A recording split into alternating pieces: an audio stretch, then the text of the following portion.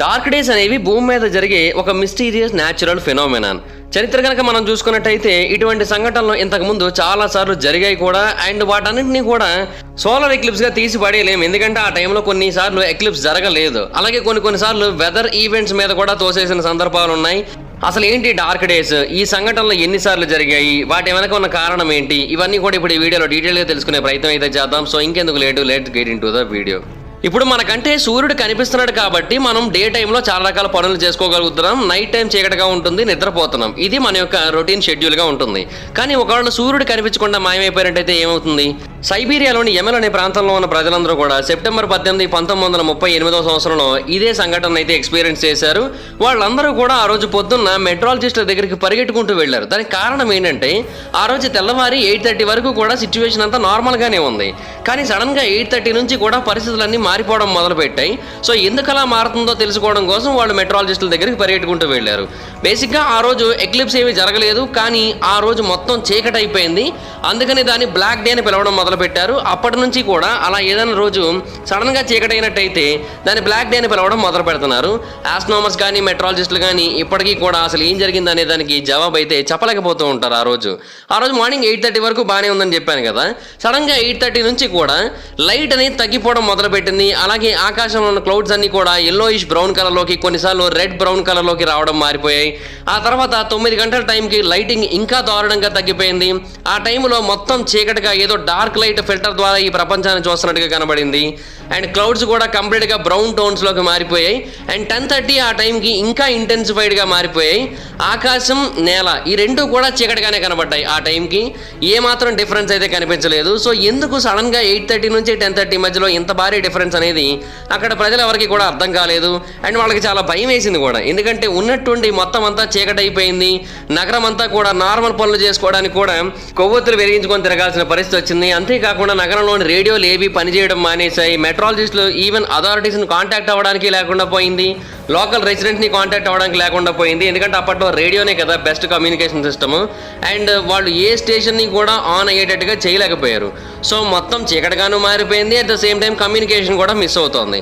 అందుకని మెట్రాలజిస్టులు అసలు ఏం జరుగుతుందో తెలుసుకోవడం కోసం ఆకాశంలోకి కొన్ని ఫ్లేర్స్ని లాంచ్ చేయాలనుకొని ఆకాశంలో కొన్ని ఫ్లేర్స్ని పంపించారు. అంటే ఆ ఫ్లేర్స్ అలా వెళుతూ ఉంటే మనకి పైన ఏం జరుగుతుందో కనబడుతుంది కదా అని వాళ్ళైతే వాటిని పంపించారు. హాయ్ ఫ్రెండ్స్, మీరు ఎప్పుడైనా సరే 5,000 రూపాయల ప్రోడక్ట్ 250 రూపాయలకి రావడానికి గమనించారా? లేదు కదా. కానీ అమెజాన్, ఫ్లిప్కార్ట్ లాంటి కంపెనీస్ ఏం చేస్తూ ఉంటాయంటే కొన్ని గోల్డెన్ హవర్స్ టైంలో మెగా డీల్స్ ఇస్తూ ఉంటాయి. ఆ డీల్స్ టైంలో ఒక్కొక్క ప్రోడక్ట్ మీద 90% నుంచి 95% వరకు డిస్కౌంట్ అయితే ఉంటుంది. అయితే ఈ డీల్స్ కోసం మీరు కాన్స్టెంట్గా ఆ యాప్స్ చెక్ చేస్తూ ఉండలేరు కదా. కానీ మీకోసం నేను వాటన్నిటిని కూడా కాన్స్టెంట్గా చెక్ చేస్తూ ఉంటాను. అండ్ దాంట్లో ఎప్పుడు ఏ డీల్ పెట్టినా కూడా ఇమీడియట్గా మీకు ఆ ప్రోడక్ట్ని అయితే షేర్ చేస్తాను. మీరు ఇమీడియట్గా ఆ ప్రోడక్ట్ని పర్చేస్ చేయొచ్చు దాని నుంచే. అండ్ అంతేకాదు కొన్ని ఎక్స్ట్రాడినరీ ప్రొడక్ట్స్ ఉంటాయి, వాటిని మీరు బయట ఎక్కడ కూడా చూడరు. వాటి గురించి కూడా నేను మీకు షేర్ చేస్తాను. మీరు సింపుల్గా చేయాల్సింది ఒకటే, కింద డిస్క్రిప్షన్లో మన టెలిగ్రామ్ ఛానల్ లింక్, మన వాట్సాప్ ఛానల్ లింక్, మన ఇన్స్టా బ్రాడ్కాస్ట్ ఛానల్ లింక్ ఉంటాయి. వీటిలో మీరు ఏ యాప్ ఎక్కువగా వాడతారో ఆ యాప్కి సంబంధించిన లింక్ మీద క్లిక్ చేసి ఆ యాప్లో ఉన్న మన ఛానల్ని ఫాలో అవ్వండి. దాంట్లో రెగ్యులర్గా చాలా ప్రొడక్ట్స్ అయితే మీకు అప్డేట్ అవుతూ ఉంటాయి. అండ్ ఆ ప్రొడక్ట్స్లో మీకు ఏది నచ్చినట్టయితే దాన్ని మీరు కొనుగోలు చేయొచ్చు వెంటనే. సో డిస్క్రిప్షన్లో లింక్స్ ఉన్నాయి, వెంటనే ఫాలో అవ్వండి. కానీ కొంత దూరం వరకు ఆకాశంలోకి వెళ్ళిన తర్వాత ఆ ఫ్లేర్స్ కనిపించకుండా మాయమైపోయాయి. ఎందుకంటే అక్కడ మబ్బులు అంత దట్టంగా ఉన్నాయి. దాని కారణంగా ఆ ఫ్లేర్స్ కూడా కంప్లీట్గా డిసప్పియర్ అయిపోయాయి. అయితే ఇదంతా కూడా కొంతసేపటి వరకు జరిగింది. ఆ టైంలో మొత్తం అంతా కూడా నిశ్శబ్దంగా నడిచింది. అది కూడా బ్లాక్ సైలెన్స్ అయితే నడిచింది. ఇది సుమారుగా ఒక 2 గంటల పాటు కంటిన్యూ అయింది. తర్వాత 12:30 ఆ టైంకి వచ్చేసరికి అన్ఎక్స్పెక్టెడ్గా మొత్తం ఆ క్లౌడ్స్ అన్నీ కూడా పోయాయి.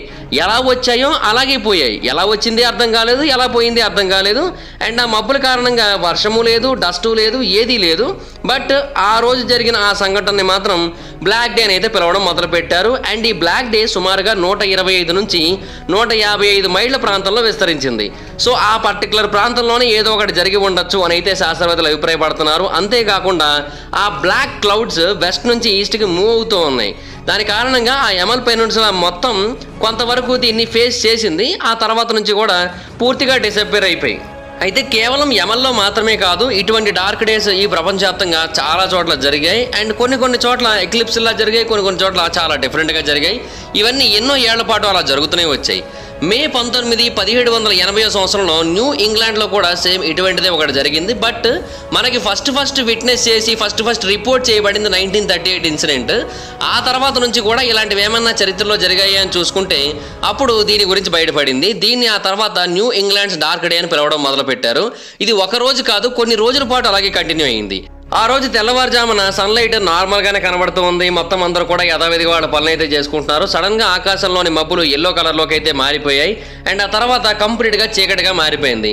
అప్పట్లో దీని గురించి జోసెఫ్ లమ్ మార్టిన్ అనే ఒక పర్సన్ తనకి సంబంధించిన కొన్ని పుస్తకాలలో దీని గురించి మెన్షన్ చేశాడు. తర్వాత ఇది బయటపడింది. ఆ టైంలో మొత్తం చీకటిగా మారిపోవడంతో ప్రజలు వాళ్ళ ఇళ్ల నుంచి అడుగు బయట పెట్టడానికి కూడా కొవ్వొత్తులు పట్టుకుని బయటకు రావాల్సిన పరిస్థితి వచ్చిందని అయితే ఆయన తెలియజేశాడు. బేసిక్గా నైట్ టైం ఎంత చీకటిగా అయితే ఉంటుందో డే టైంలో కూడా అంతే చీకటిగా గడిచిందని ఆయన తెలియజేశాడు. ఆ టైంలో ఏదో వింతైన వాసన కూడా ఆ చుట్టుపక్కల ఉన్న ప్రాంతాలన్నింటిలోని కూడా స్ప్రెడ్ అయిందని ఆయన తెలియజేశాడు. అలాగే దగ్గరలో ఉన్న నదులన్నిటి మీద కూడా యాష్ లేయర్ చాలా పెద్ద సంఖ్యలో కనబడిందని కూడా ఆయన అయితే ఆ పుస్తకాలలో మెన్షన్ చేశాడు. అయితే రాత్రిపూట అయ్యేసరికి చంద్రుడు కనబడ్డాడు. కానీ చంద్రుడు చాలా డార్క్గా రెడ్ కలర్లో కనబడ్డాడు. సో దీన్ని చూసి అక్కడ వాళ్ళు ఏదో జరుగుతోందని భయపడ్డారు అప్పట్లో. అండ్ ఇది జరిగిన కొన్ని రోజుల వరకు అలాగే చీకటిగానే ఉంది. బట్ ఫైనల్గా ఒక రోజు మాత్రమే ఆ క్లౌడ్స్ వెళ్ళిపోయాయి. ఇంకా తర్వాత రోజు నుంచి కూడా మొత్తం అంతా నార్మల్గా అయిపోయింది. బట్ అసలు ఏం జరిగిందనేది వాళ్ళకు కూడా అర్థం కాలేదు. అండ్ ఇది జరిగిన ఇంకొక 22 ఏళ్ల తర్వాత అంటే జూన్ 2, 1802 సంవత్సరంలో ఎల్ డొరాడో అని పిలువబడే ఒక షిప్ సముద్రంలో ప్రయాణిస్తూ ఉంది. అది చాలా చిన్న షిప్పే, పసిఫిక్ ఓషన్ మీద ప్రయాణిస్తూ ఉంది. సడన్గా వాళ్ళు కూడా ఈ డార్క్నెస్ని గమనించారు. ఆ టైంలో ఎటువంటి స్టార్మ్స్ లేవు, సముద్రం కూడా చాలా ప్రశాంతంగా ఉంది, ఆకాశం అప్పటి వరకు బాగానే ఉంది. కానీ ఉన్నట్టుండి నల్లటి మేఘాలు ఆకాశాన్ని కమ్మేశాయి. 1 గంటన్నర పాటు అలాగే ఉన్నాయి, మొత్తం చీకటిగా మారిపోయింది. ఆ తర్వాత ఆ మేఘాలు మళ్ళీ వెళ్ళిపోయాయి. అసలు ఏం జరిగిందనేది వాళ్ళకైతే అర్థం కాలే. ఆ తర్వాత 74 ఏళ్లకి సేమ్ ఇటువంటిది ఇంకొకటి విస్కాన్సిన్లో జరిగింది. మార్చి 19, 1886 సంవత్సరంలో జరిగింది ఈ సంఘటన.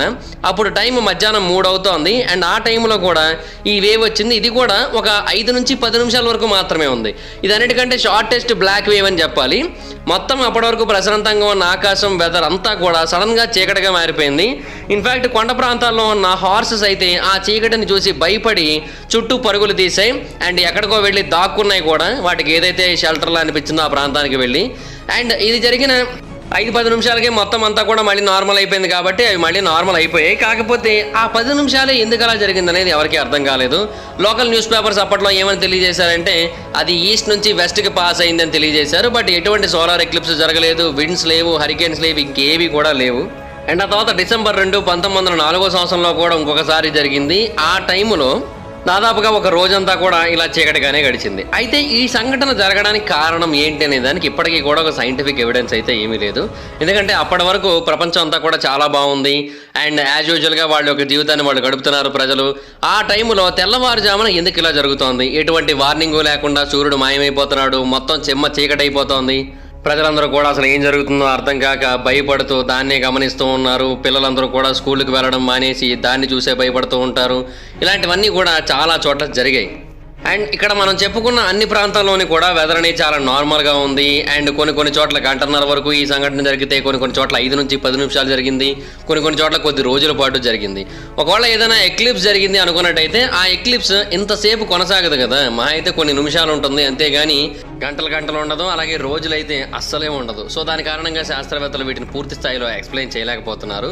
సో దీనికి సంబంధించి ఇంకా చాలా థియరీస్ అయితే ఉన్నాయి. అయితే మెయిన్ థియరీ ఒకటైతే వినిపిస్తోంది. అది న్యూ ఇంగ్లాండ్ డార్క్ డే అని చెప్పుకున్నాం కదా, దానికి ఎగ్జాక్ట్గా మ్యాచ్ అవుతోంది. అదేంటంటే ఫారెస్ట్ ఫైర్స్.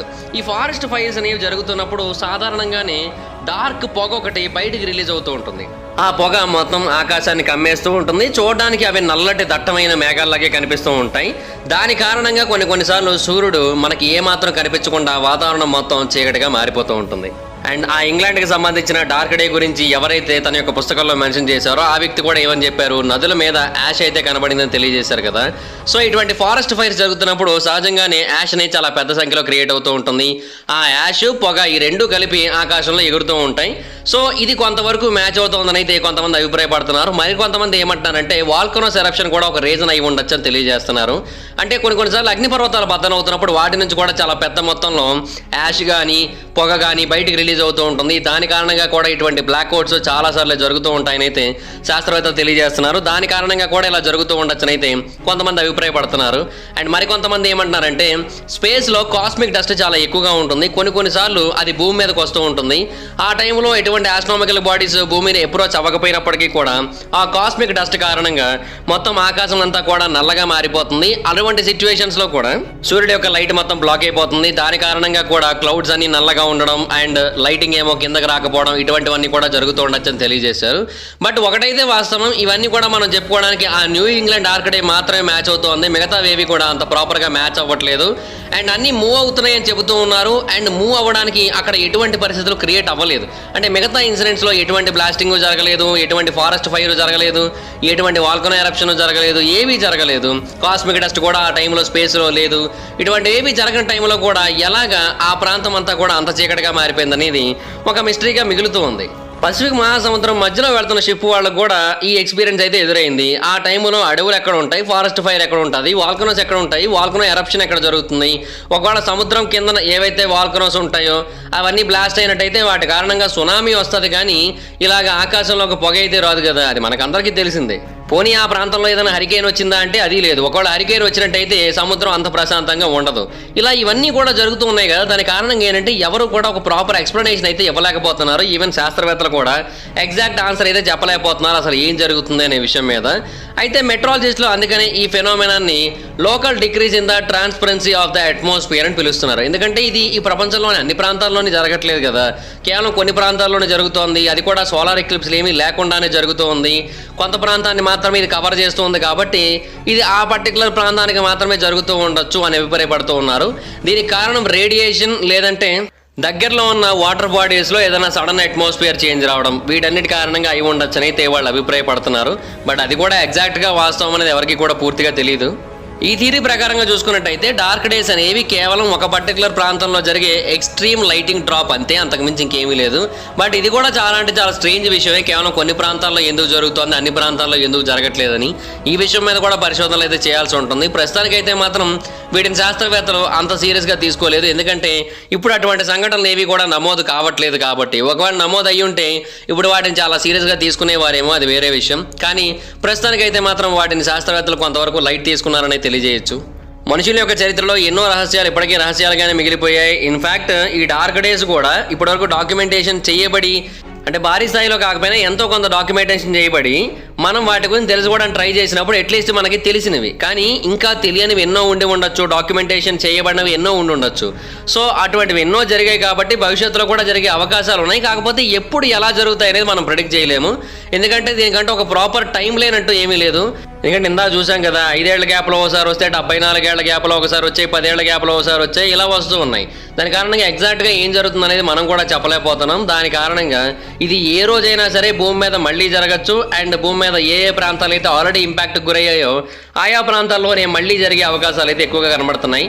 ఒకవేళ మళ్ళీ జరిగినట్టయితే అప్పుడు శాస్త్రవేత్తలు మళ్ళీ ఫోకస్ చేస్తారేమో. అప్పటి వరకు అయితే ఇది ఒక మిస్టరీగానే మిగిలిపోయింది. ఆ ఇంగ్లాండ్ డార్క్ డే మాత్రం కొంచెం మ్యాచ్ అయింది. ఎందుకంటే మనకి యాష్ అనేది చాలా క్లియర్గా కనబడుతుంది కాబట్టి. మిగతా ఎక్కడ కూడా అది కూడా లేదు కాబట్టి అవన్నీ కూడా మిస్టరీగానే మిగిలిపోయి. So that's guys, this is the video కనుక మీకు నచ్చినట్లయితే లైక్ చేయండి, వీడియోని షేర్ చేయండి. ఇప్పుడు కారణం మన ఛానల్ని సబ్స్క్రైబ్ చేసుకోకపోతే ఇప్పుడే సబ్స్క్రైబ్ చేసుకోండి.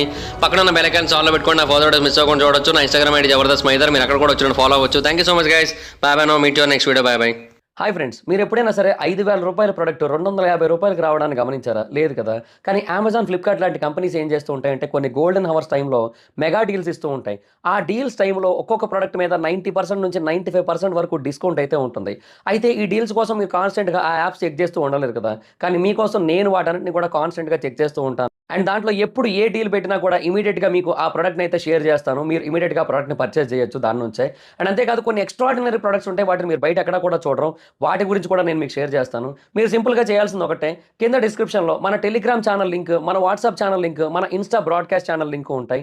వీటిలో మీరు ఏ యాప్ ఎక్కువగా వాడతారో ఆ యాప్కి సంబంధించిన లింక్ మీద క్లిక్ చేసి ఆ యాప్లో ఉన్న మన ఛానల్ని ఫాలో అవ్వండి. దాంట్లో రెగ్యులర్గా చాలా ప్రొడక్ట్స్ అయితే మీకు అప్డేట్ అవుతూ ఉంటాయి.